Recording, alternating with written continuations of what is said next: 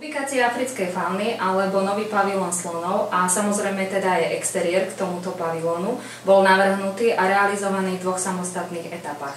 A to vzhľadom teda na rozsahové požiadavky, ale aj finančné a časové požiadavky.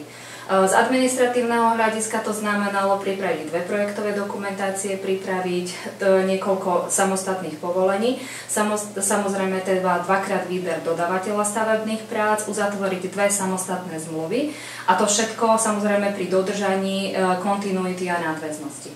Prioritnou súčasťou teda návrhu tejto ubikácie alebo nového pavilónu slonov boli nové požiadavky na zmenu chovu slonov v zajatí. Zohľadňovalo sa to teda v niekoľkých bezpečnostných a návrhových teda opatreniach a jednou samostatnou veľkou súčasťou sú bezpečnostné prvky nielen pre slony, ale teda hlavne pre chovateľov.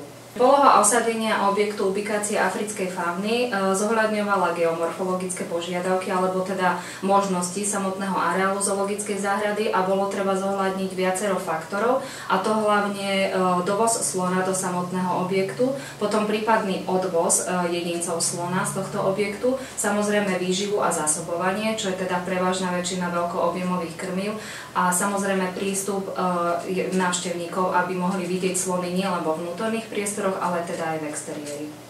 Samotná realizácia začala vlastne tzv. Prípravnými prácami, vzhľadom na to, že na aktuálnom vlastne priestore samotného objektu a exteriéru sa nachádzal centrálny seník pre veľkoobjemové krmivá pre celú zoologickú záhradu a taktiež niektoré menšie vlastne ubikácie a chovné priestory pre ťavy a takyne.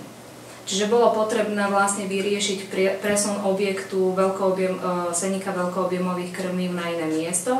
To sú tzv. Vyvolané investície, čiže museli sme vlastne pripraviť ďalšiu projektovú dokumentáciu a zrealizovať ďalšiu stavbu, ktorá je proste nevyhnutná pre chod zoologickej záhrady.